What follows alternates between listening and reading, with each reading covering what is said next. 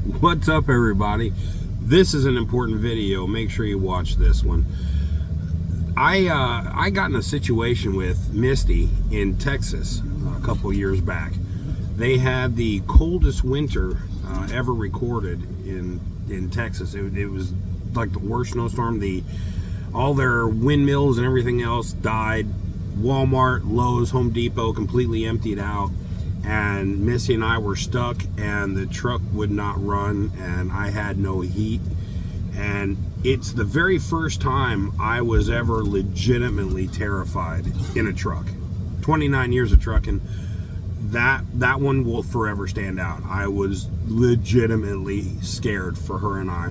The only thing I was able to get was a small weighted blanket from Walmart. And luckily, the amazing people here at BWY managed to find me a guy that was close and had a filter, which is what was wrong.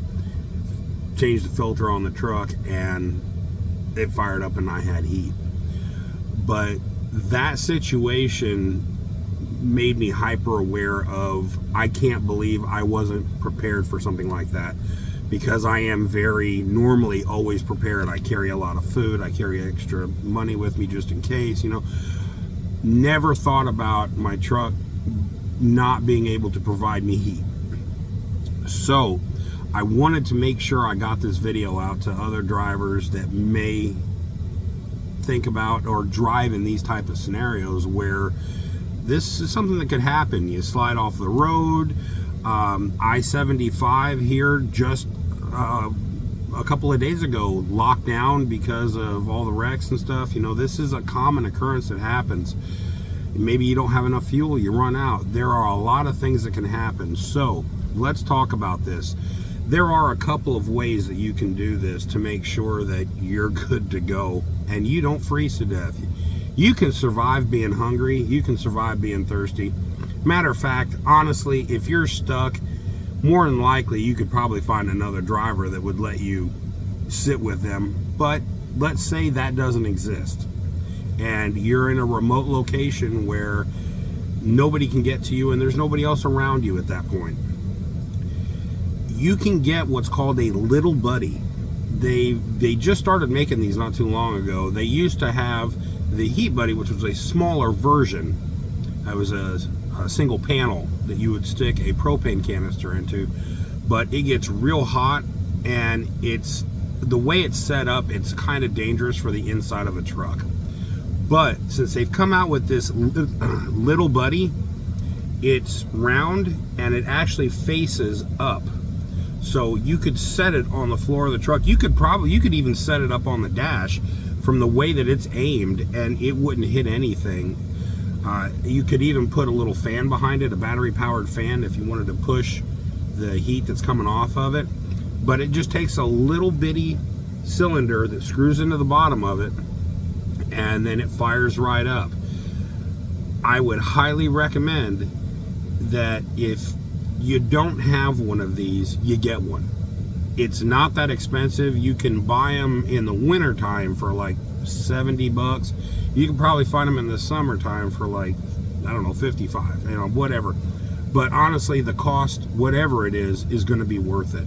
Get yourself a 4-pack of cylinders and that Little Buddy is what it's called. Little Heat Buddy, Heat Buddy, something to that effect. You'll find it. Matter of fact, I'll take a picture and put it at the end of this video. It's well worth it. I have a minivan that I use to just go fishing in, and I have a setup in it to where all the seats fold into the floor, so I have a bed and, you know, all the other kind of stuff, and then I use that Little Buddy for my heat. Now I know the sun is making my light weird, but bear with me. There we go. All right, so there's that. So the Little Buddy system works really well. I use that in my minivan when it gets really cold at night, and you can imagine how condensed a minivan is, and on low it heats up the whole van and there's no danger whatsoever. Really worth it. Now let's talk about the other way to do this. It's a much more expensive route for those of you who have some liquidity that is just lying around and you want to go the next level. You can get a portable power bank. I'm not talking about the little ones you use for your phone. I'm talking about a big boy, like an Anker. You could get 1,000, a 2,000, 3,000. I have a 2,500 water, and get a electric heater that you could just plug into that and turn on. The only thing is, now here's the thing. You got to weigh this out, because an electric heater requires about as much energy as a microwave while it's running. They are power hungry little shits. And so even a good sized power bank like what I use, I carry a 2,500 watt with me. And even with that, I think you would probably be able to run an electric heater for probably a couple of days straight before a 2,500 watt one would zero out. It just takes so much juice. I don't even know that you'd make a couple of days. That's probably pushing it. I don't know.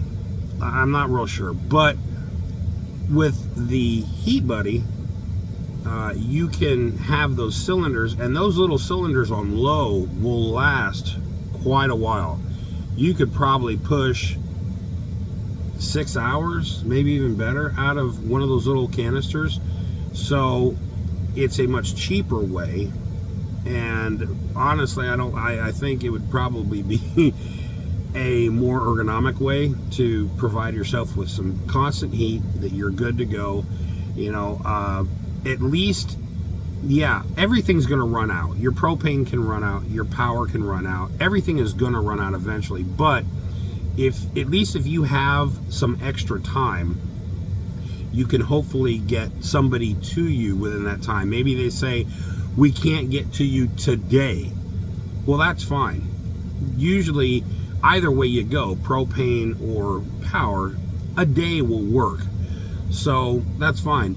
2 days, you could still make it. But after 2 days, honestly, I think somebody would be able to get to you no matter where you are, especially in the time we're in now. So, on a realistic viewpoint, you're not going to be delivering in the middle of the Sahara Desert where there's zero signal and nobody knows you're there. So realistically, a dispatcher is going to know you're stuck.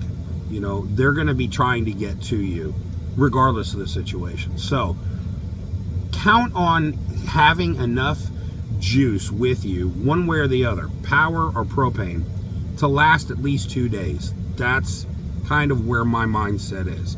If you can hold out 2 days, surely to God, one way or the other, you're going to figure out something.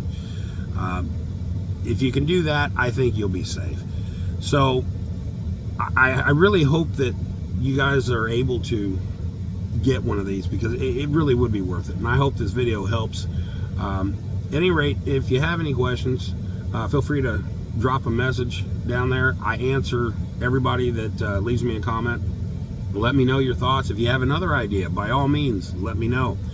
But don't risk it. It's so dangerous out here as is.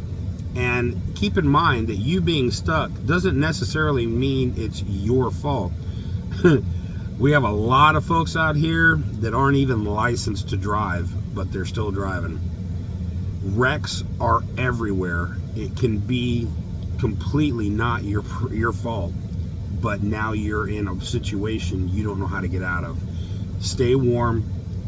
Make sure you keep food with you at all times. The winter time, keep a shit ton of dry goods with you. Even if you don't have a refrigerator, you don't really need one. You can get enough stuff that's dry to last you forever. Have your dry goods. Make sure you have your water on board, and have you some heat. I hope this helps you all. Appreciate it. Until next time, we'll see you. Bye-bye.